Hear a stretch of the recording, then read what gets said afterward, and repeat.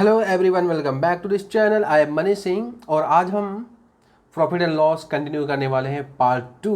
अगर आपने पार्ट 1 नहीं देखा है अभी तक तो उसे देख लीजिएगा। उस वीडियो का लिंक मैं नीचे डिस्क्रिप्शन में दे दिया हूँ। तो चलिए शुरू करते हैं। आज का फर्स्ट क्वेश्चन है the ratio of cost price and selling price is 4:5, find the profit. क्या दिया हुआ है? Ratio of, question number 1, ratio of cost price is to selling price. Cost price और सेलिंग प्राइस का रेशियो दिया हुआ है और इसका वैल्यू है 4:5। तो मुझे पूछा गया है प्रॉफिट परसेंट कितना है। देखिए ऐसा केस में आप क्या करेंगे, कॉस्ट प्राइस देखिए, कॉस्ट का सीपी का टर्म है 4 और एसपी का टर्म है 5। तो आप मान लीजिए कि सीपी है ₹4 और एसपी है ₹5। इसके टर्म को भी आप मान के आप profit percent and loss percent निकाल सकते हैं। असल में कहा जाए 4 एंड 5 इसका उसका actual cost price and actual selling price नहीं है, लेकिन 4:5 क्या है, cost price and selling price का रेशियो है। ठीक है, तो चलिए अगर मान ली इस रेशियो के टर्म से मुझे मिल गया कॉस्ट प्राइस ₹4 और सेलिंग प्राइस अगर ₹5 मिल गया तो क्या लगता है इसमें प्रॉफिट हुआ? कितना का प्रॉफिट हुआ? तो प्रॉफिट हुआ इसमें कितना? प्रॉफिट हुआ आपका 5 - 4 इज इक्वल टू ₹1 का हुआ प्रॉफिट। तो प्रॉफिट परसेंट निकाल दीजिए। सो प्रॉफिट परसेंट कितना हो जाएगा? प्रॉफिट परसेंट का फॉर्मूला है profit upon cost price into 100, यही है formula. So profit is 1 and cost price is 4 into 100। तो 4 का 1 टाइम्स और ये 4 का 25 टाइम्स, तो हो गया ये 25% प्रॉफिट। इसका आंसर हो गया। ठीक है, ऑप्शन सी। चलिए नेक्स्ट क्वेश्चन देखते हैं। क्वेश्चन नंबर 2 में क्या दिया हुआ? क्वेश्चन नंबर 2 में दिया हुआ है ratio between selling price and cost price of an article is 7:5। What is the ratio between profit and cost price of that article? Okay, मुझे निकालना है रेशियो, प्रॉफिट और कॉस्ट प्राइस के बीच में रेशियो निकालना है ना। तो देखिए दिया है सेलिंग प्राइस, क्वेश्चन नंबर 2 में दिया है एसपी इज टू सीपी का रेशियो दिया हुआ है। यही कितना दिया है? 7:5। तो सेलिंग प्राइस अगर आप ₹7 मान लेते हैं एंड कॉस्ट प्राइस को आप ₹5 मान लेते हैं ना, तो रेशियो का टर्म को ही हम यूज कर लेते हैं। तो प्रॉफिट कितना हो जाएगा? प्रॉफिट हो जाएगा इसमें, प्रॉफिट देख लेते हैं तो selling price minus cost price होता है, तो selling price minus cost price होता है प्रॉफिट का फॉर्मूला। तो 7 - 5 इज इक्वल टू 2। अब मुझे क्या पूछा गया है? मुझे पूछा गया है कि profit is to cost price का रेशो क्या है, ये मुझे पूछा गया है। तो प्रॉफिट कितना है? 2 एंड कॉस्ट प्राइस कितना है? कॉस्ट प्राइस का टर्म है 5, तो 2:5 हो गया इसका आंसर। ठीक है, तो इस तरह से निकाला जाता है। चलिए नेक्स्ट क्वेश्चन देखते हैं। Next question number 3, if cost price of 12 pen is equal to selling price of 8 pens. अगर cost price of 12 pen is equal to selling price of 8 pen, तो आपको इसमें प्रॉफिट परसेंट निकालना। देखिए 12 पेन का जो कॉस्ट प्राइस है, जितना दाम 12 पेन का जितना दाम होता है ना, 12 पेन का जितना 12 पेन से जितना वो खरीद के लाया उतना रुपया उसको 8 पेन ही बेचने से उसको निकल गया है ना, मतलब किसको प्रॉफिट ही हुआ ना। तो अब हम प्रॉफिट परसेंट कैसे निकालें? देखिए ऐसे केस में आप क्या कीजिएगा, profit cost price and selling price का आप रेशियो निकाल लीजिए। तो कैसे निकाला जाए उसका रेशियो? देखिए दिया क्या है क्वेश्चन नंबर 3 में दिया क्या है? क्वेश्चन नंबर 3 में दिया है कि CP of 12 pence is equal to SP of 8 pence, ये दिया हुआ है ना। अब हमको करना क्या है? Cost price and selling price का रेशियो निकालना। देखिए ऑफ का मतलब क्या होता है? इनटू, तो ये इनटू हो जाएगा है ना। अब हम इसको ऐसे लिख सकते हैं कि नहीं, देखिए CP upon SP is equal to 8 pence upon 12 pence, ऐसे लिख सकते हैं कि नहीं लिख सकते हैं? लिख सकते हैं। कैसे? सेलिंग प्राइस देखिए बीच में एसपी और इनटू 8 पेन्स है ना, तो एसपी क्या हो जाएगा? क्रॉस मल्टीप्लाई होकर सीपी के नीचे आ जाएगा एंड 12 पेन्स दिया हुआ, ये क्रॉस मल्टीप्लाई होके 8 पेंस के नीचे आ जाएगा, है ना। तो पेंस पेंस हमने कैंसिल कर दिया, 8 का ये 2 टाइम्स और ये 8 का हो गया 3 टाइम्स। तो CP अपॉन SP का वैल्यू हो गया 2/3। मतलब अब ये फ्रैक्शन में है तो फ्रैक्शन ही रेशियो होता है ना, सिंपलेस्ट फ्रैक्शन ही रेशियो होता है। तो यहाँ पे CP/SP अगर ये फ्रैक्शन के फॉर्म में है तो रेशियो के फॉर्म में लिखा जा सकता है। ये मैंने रेशियो एंड प्रोपोर्शन की क्लास में बताया था। तो इसका वैल्यू हो गया 2/3। मतलब यहाँ से भी आप ले सकते हैं ना, CP को मैंने मान लिया इसी का टर्म 2 रुपीज़ और SP को मान लिया इसी का टर्म 3 रुपीज़। यहाँ भी CP का टर्म है 2 और SP का टर्म है 3। तो हमने मान लिया कि CP 2 रुपीज़ और SP हो गया 3 रुपीज़, है ना। SP हो गया 3 रुपीज़। तो क्या हुआ इसके, इसमें प्रॉफिट हुआ। तो प्रॉफिट कितना हुआ इसमें, सो प्रॉफिट देखते हैं प्रॉफिट कितना हुआ। तो 3 - 2 = ₹1 का प्रॉफिट हुआ। तो प्रॉफिट परसेंट कितना हो जाएगा, प्रॉफिट परसेंट, तो ये profit upon cost price into 100 निकल जाएगा हमारा आंसर। प्रॉफिट है 1 रुपीज़, कॉस्ट प्राइस का टर्म है 2, है ना। CP का टर्म है 2, तो 2 ले लिया और इंटू 100 कर लिया हमने। तो 2 का ये 1 टाइम्स एंड ये 2 का 50 टाइम्स। तो ये हो गया आपका 50% प्रॉफिट। तो इस तरह से हम कर सकते हैं ना इसका आंसर। तो चलिए नेक्स्ट क्वेश्चन की तरफ बढ़ते हैं। नेक्स्ट क्वेश्चन में क्या दिया हुआ, question number 4, if cost price of 20 article is same as selling price of 16 article, find profit percent और लॉस परसेंट। ओके, तो इसको मैं इरेज कर देता हूँ और क्वेश्चन नंबर 4 की तरफ देखते हैं। क्वेश्चन नंबर 4 में क्या दिया हुआ है, दिया हुआ है कि CP of 20 articles, CP of 20 articles is equal to SP of 16 articles.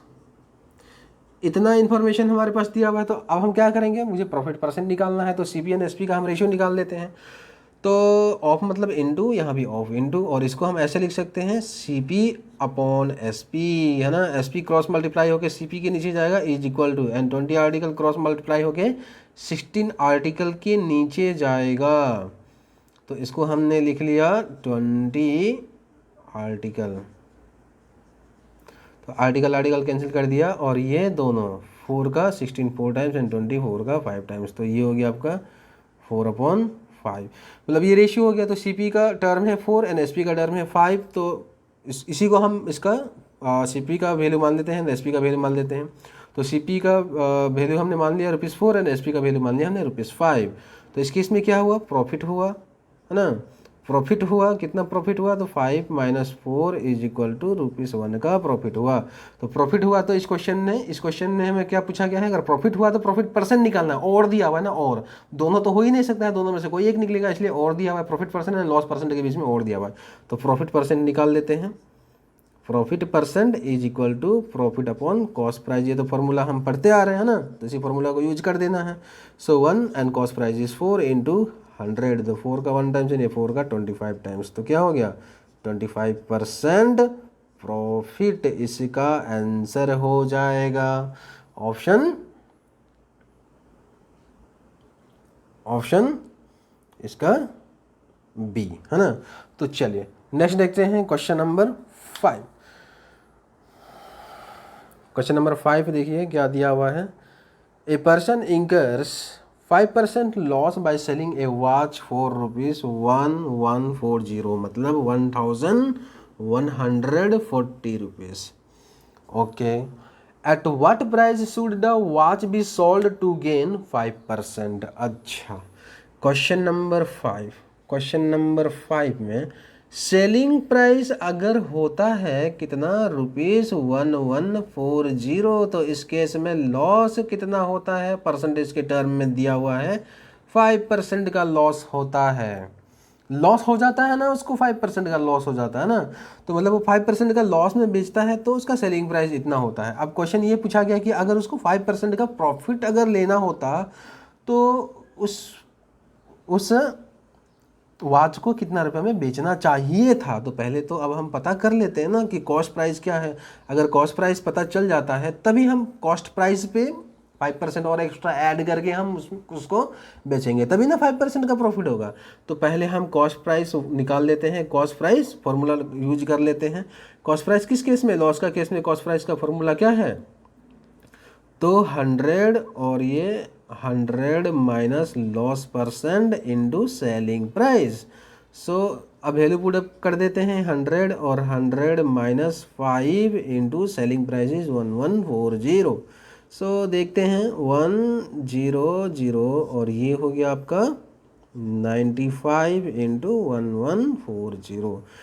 अच्छा, अब इन दोनों को हम क्या करते हैं ना, 5 से काट लेते हैं, ये भी 5 से जा रहा है, ये भी 5 से जा रहा है, तो ये 5 का 90 टाइम्स और ये 5 का कितने टाइम्स, 11 है, तो 2 टाइम्स रिमाइंडर 1 हो जाएगा, 14, 5 का अगेन 2 टाइम्स और ये 4 हो गया, 40 और 5 का ये कितना है 8। अब जानते हैं ये कितना से कटेगा, ये 19 से ज़रूर कटेगा। 19 से कितने टाइम से कटेगा देख लेते हैं। देखिए 19 से कटेगा, ये डिवाइड कर लेते हैं साइड में, 2 to 8 डिवाइड बाई 19 1 टाइम्स और ये 1 9 हो गया, यहाँ पे 1 नॉट 1 3 है ना, 3 12 माइनस 9 3 और ये 8 और 38 9 का 2 टाइम्स होता है, मतलब ये 19 का 1 टाइम्स और ये 19 का हो गया 12 टाइम्स।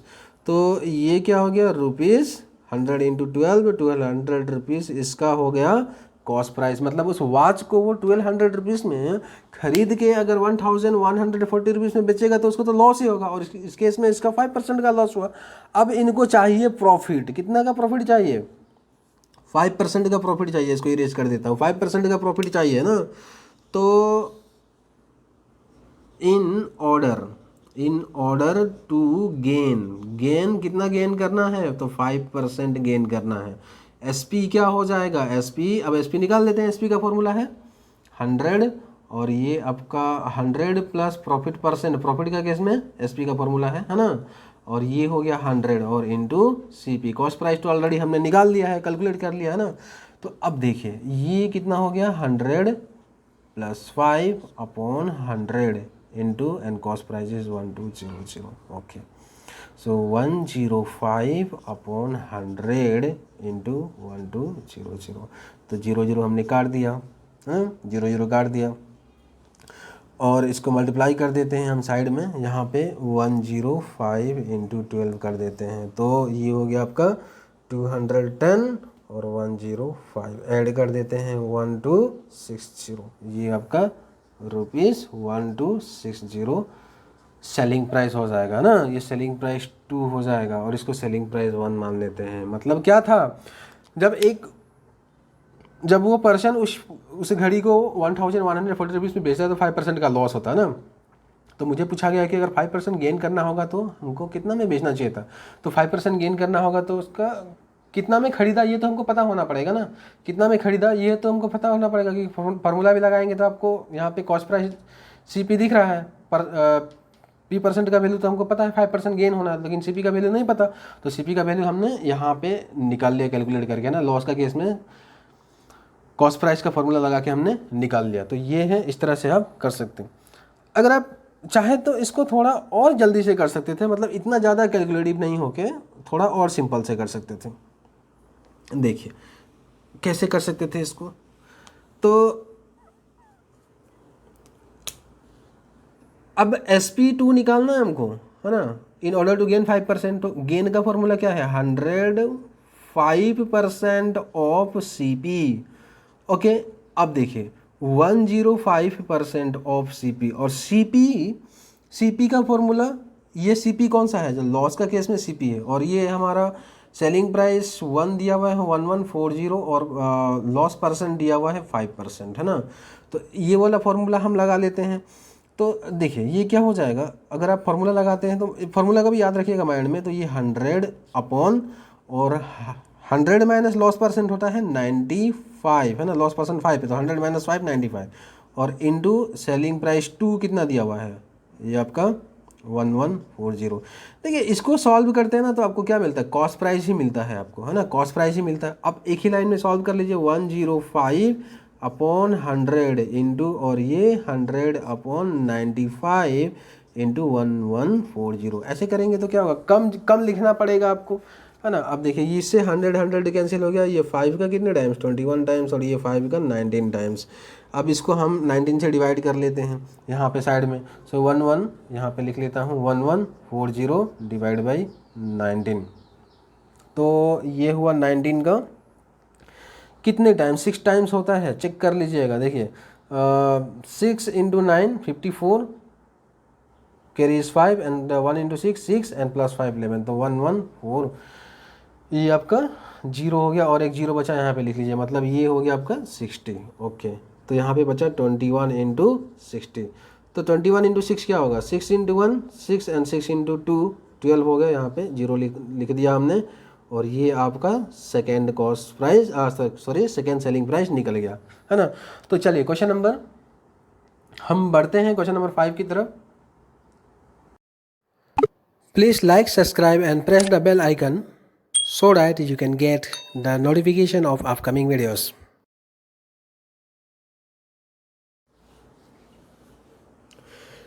क्वेश्चन नंबर 6 में क्या दिया है देखते हैं। Question number 6, A dishonest dealer professes to sell his good at cost price, okay, but uses a weight of 960 gram for a kg. Find his gain. मतलब क्या है इस क्वेश्चन में, एक डिहॉनेस्ट डीलर है, वो करता क्या है, बोलता है कि मैं जितना दाम में सामान लाया हूँ उतना ही दाम में मैं आपको दे रहा हूँ, राइट, उतना ही दाम में मैं आपको दे रहा हूँ।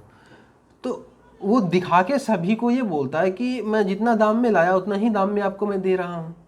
लेकिन यहाँ पे एक काम वो करता है, क्या करता है, बहुत ही डिहॉनेस्ट वाला काम करता है। क्या काम करता है, वो 1 kg की जगह क्या करता है 960 ग्राम देता है, मतलब कम देता है सामान, तो उसको प्रॉफिट होता है ना, कम देगा तो सामान प्रॉफिट होगा ही। 1 किलो बोल के अगर वो 960 ग्राम ही देगा तो उसको तो प्रॉफिट होगा, है ना। तो देखिए ऐसा क्वेश्चन बहुत ही पॉपुलर क्वेश्चन है। ऐसा क्वेश्चन करने के लिए आप क्या कीजिएगा, ये फॉर्मूला यूज कर लीजिए। ये फॉर्मूला है, देखिए उसका ऐसा केस में उसका गेन ही होगा, और गेन परसेंट निकालने के लिए जो फॉर्मूला होगा वो होगा यहाँ पे इसका true value minus actual value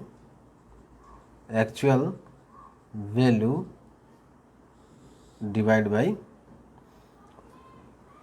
और actual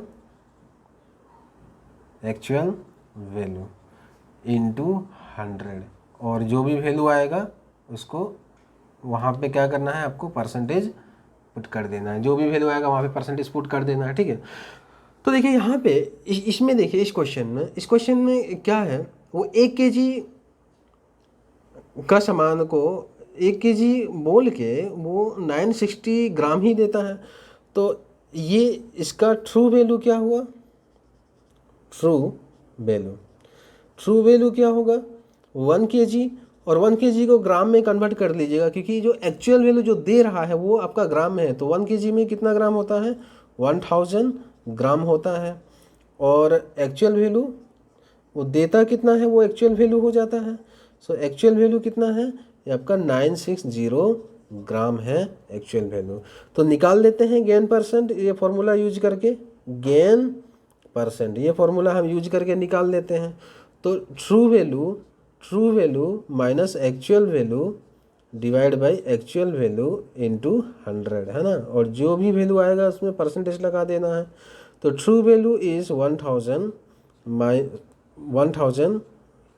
minus actual value is 960 divide by 960 into 100। तो इसको सॉल्व कर लेते हैं हम, क्या होता है देखते हैं। तो 1000 माइनस 960 ये हो गया 40 डिवाइड बाई 960 इंटू ये हो गया 100। तो पहले तो मैं 0 काट दिया, और ये 4 का 1 टाइम्स और 96 4 का 24 टाइम्स, है ना, 9 का हो गया 24 टाइम्स। ओके, तो अब ये और ये दोनों जाएगा, 4 से जाएगा ना, तो ये 4 का कितने टाइम्स, 4 का 6 टाइम्स, और ये 4 का 25 टाइम्स, सो क्या हुआ यहाँ पे, मुझे मिला 25/6%। और 25/6% कितना होता है, ये होता है आपका 41/6%। इस फ्रैक्शन को हमने मिक्स फ्रैक्शन में कन्वर्ट कर लिया, मतलब हमारा ऑप्शन ए इसका आंसर हो जाएगा। ठीक है, तो चलिए नेक्स्ट क्वेश्चन की तरफ देखते हैं। Question number 7। क्वेश्चन नंबर 7 में क्या दिया हुआ है,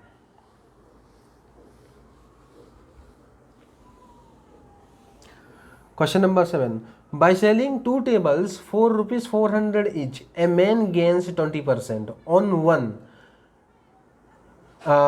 A man gains 20% on one and losses 20% on another table. Find his profit or loss.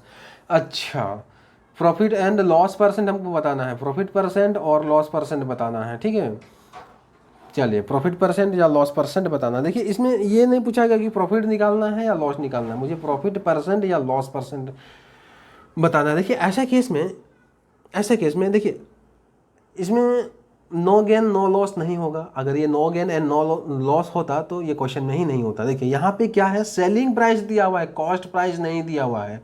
अगर आप बेसिक्स में करते इसको बेसिक में, तो दोनों का सेलिंग प्राइस दिया हुआ है, तो फॉर्मूला लगा के दोनों का आप कॉस्ट प्राइस निकालते तो वो बहुत ही ज़्यादा कैलकुलेटिव हो जाएगा। ठीक है, अगर ऐसा ये भी पॉपुलर क्वेश्चन है, एक में सेम पर गेन परसेंट दिया होता है, दूसरा में लॉस परसेंट दिया होता है, और दोनों का परसेंटेज सेम होता है। तो ऐसे केस में क्या होगा, हमेशा लॉस होगा। और लॉस परसेंट निकालने का जो फॉर्मूला होगा वो होगा, देखिए दोनों का आर परसेंटेज जो सेम दिया हुआ है, आर हमने लिख लिया, और बाई 10 का स्क्वायर, ये इसका आंसर हो जाएगा। आर क्या है, देखिए इस क्वेश्चन में जो गेन 20 और लॉस का भी 20, तो 20 दोनों आर सेम है ना, तो यहाँ पे आर हो जाएगा आपका, जो गेन एंड लॉस का परसेंटेज का जो वैल्यू है वो आर हो जाएगा। ठीक है, अब देखिए क्वेश्चन नंबर 7 को देखते हैं। क्वेश्चन नंबर 7, इसमें आर का वैल्यू क्या हो जाएगा, देखिए ऐसे में सेम है। अब देखिए क्वेश्चन नंबर 7 देखते हैं। क्वेश्चन नंबर 7 में क्या दिया हुआ है, आर का वैल्यू दिया हुआ है, आर का वैल्यू दिया हुआ है 20%। ठीक है, 20% दिया हुआ है। और देखिए इसमें सेलिंग प्राइस कितना है इससे हमको कोई मतलब नहीं है, क्योंकि अगर आपको क्योंकि इसमें हमको प्रॉफिट परसेंट या लॉस परसेंट निकालना है, और ऐसा कि इसमें हमेशा लॉस ही होता है ना। तो और इसमें आपको सेलिंग प्राइस से कोई मतलब नहीं है अगर ये फार्मूला यूज करते हैं। तो देखिए यहाँ पे लॉस परसेंट कितना हो जाएगा, सो लॉस परसेंट इस ये फार्मूला यूज कर लेते हैं। सो 20/10 और इसका स्क्वायर, और ये परसेंटेज में हो जाएगा। सो 0 काट दिया, सो 2 स्क्वायर होता है 4% लॉस हो जाएगा इसका आंसर। ठीक है, तो चलिए क्वेश्चन नंबर 8 में बढ़ते हैं। क्वेश्चन नंबर 8 में क्या दिया हुआ है देखते हैं। Question number 8, a tradesman sold an article at a loss of 20%, full stop, if the selling price had been increased by 100 rupees, there would have been a gain of 5%. What was the cost price of article? यह है question number 8।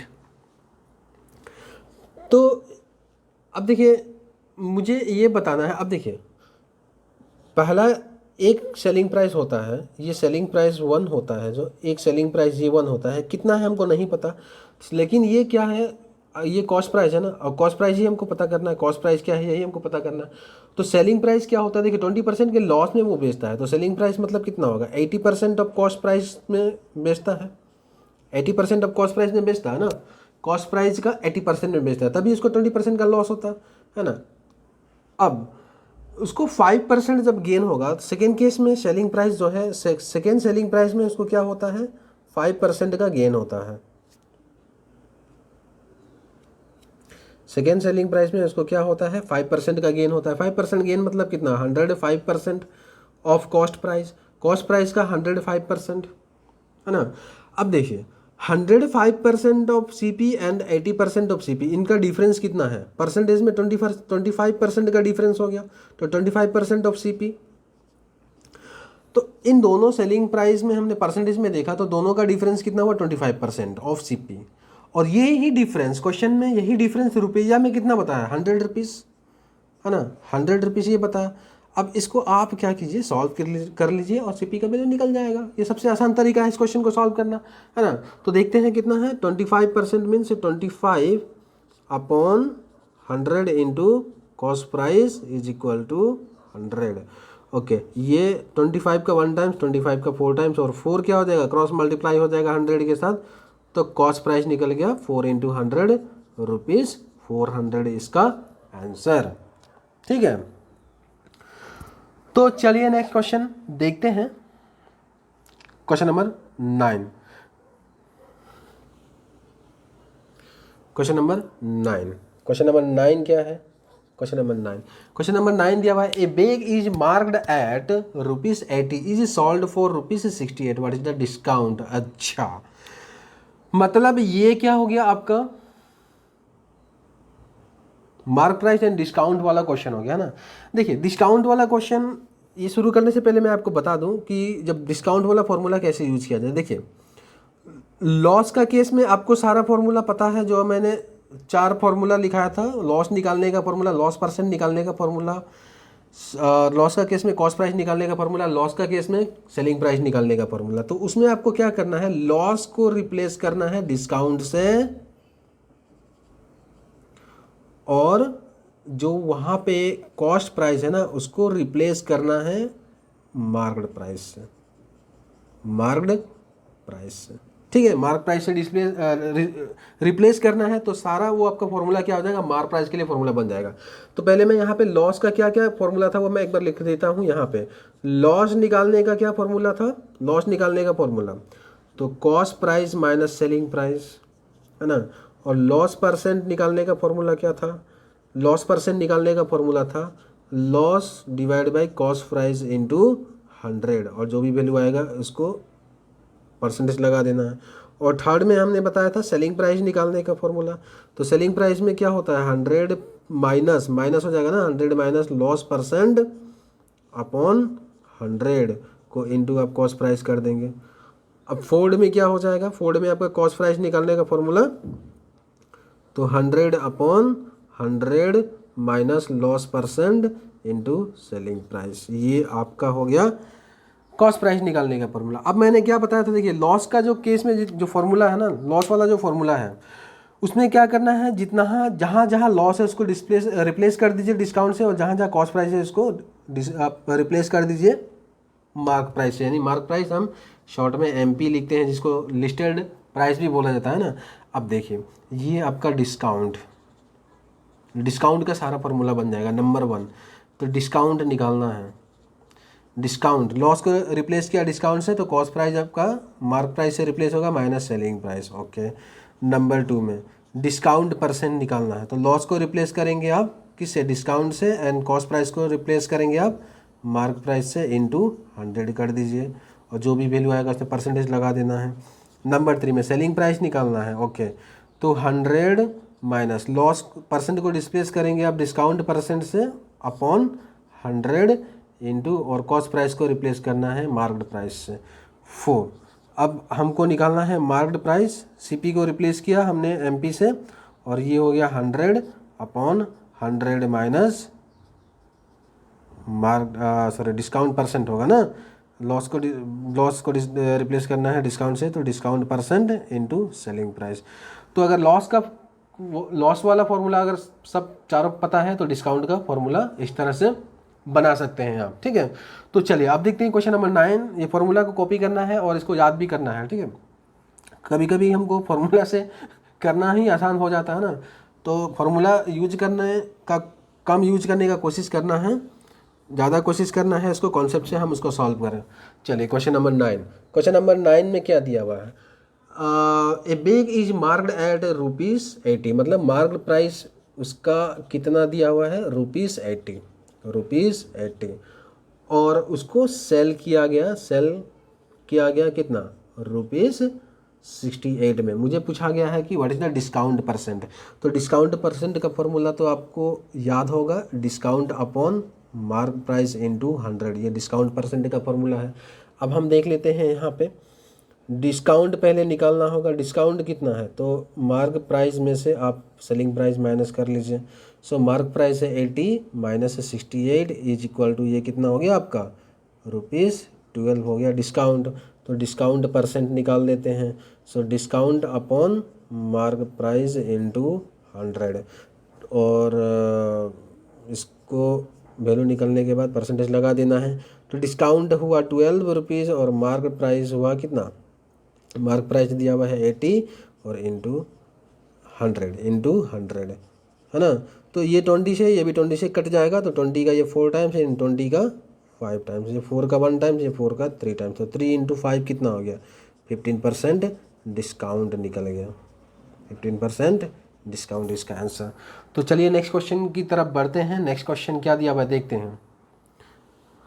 Next question number 10, Here wants to purchase a bag of price ₹1500. If a shopkeeper allows a discount of 20%, then how much does Here have to pay for the bag? Okay, मतलब उनको कितना पे करना होगा। अब देखिए उसका bag का प्राइस है 150, तो ये मार्क्ड प्राइस है ना। क्वेश्चन नंबर 10 देखते हैं। बेग का मार्क्ड प्राइस है, मतलब मार्क करके उसमें लिखा हुआ है, स्टिकर लगा कर लिखा हुआ है, मतलब उसका एमआरपी है 1500, उसका एमआरपी है। और डिस्काउंट दे रहा है कितना, डिस्काउंट परसेंट इसमें दिया जा रहा है कितना, 20% का डिस्काउंट दिया जा रहा है। तो अब पूछा गया है कि how much does he have to pay for the bag. तो मतलब अब हिया को कितना पे करना होगा, मतलब उस दुकानदार के लिए उस बैग का सेलिंग प्राइस क्या हो जाएगा, ये हमको बताना है। Selling price for the shopkeeper है ना। तो मार्क प्राइस और जो ये भी जो डिस्काउंट वाला जो भी कॉन्सेप्ट होता है वो हम दुकानदार की तरफ से ही देखते हैं, ठीक है। तो ये दुकानदार का सेलिंग प्राइस हो जाएगा। तो सेलिंग प्राइस निकालने का फॉर्मूला बताया था 100 माइनस डिस्काउंट परसेंट अपॉन 100 और इनटू मार्क प्राइस, यही फॉर्मूला है ना। तो 100 minus discount percent is 20 divide by 100 into mark price हो गया कितना इसका 1500। सॉल्व कर लेते हैं। तो ये हो गया आपका 80 और ये हो गया 100 इंटू 1500, 2 जीरो मैंने काट दिया।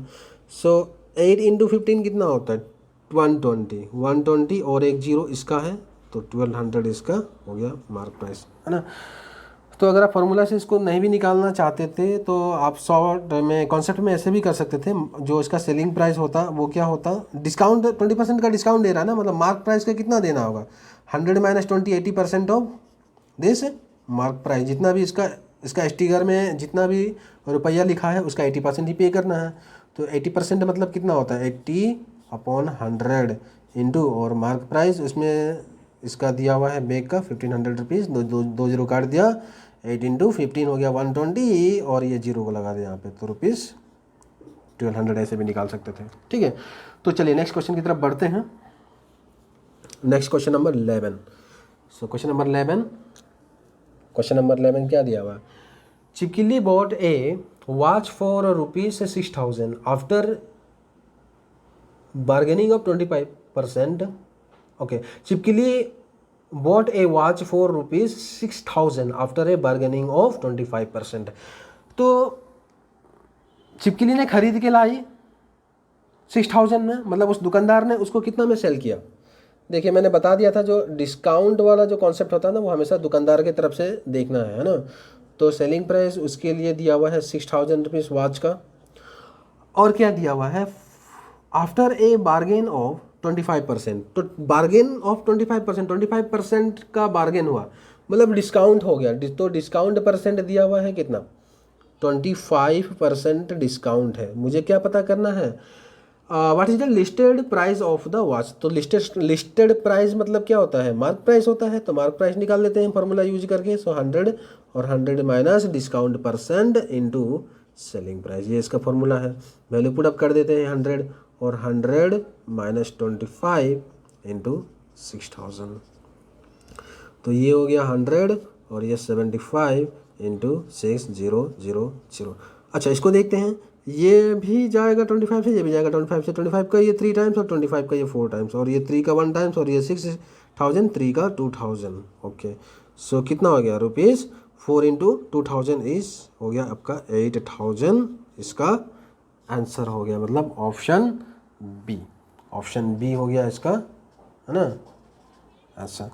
तो इस क्वेश्चन को अगर आप कॉन्सेप्ट से करना चाहते हैं तो ऐसे भी कर सकते हैं। देखिए सेलिंग प्राइस, उस बैग का सेलिंग प्राइस क्या हुआ, तो 25% डिस्काउंट दिया, मतलब 75% ऑफ जो भी उसका लिस्टेड प्राइस है, मतलब मार्क प्राइस का 75% ही देना होगा, ये सेलिंग प्राइस होगा।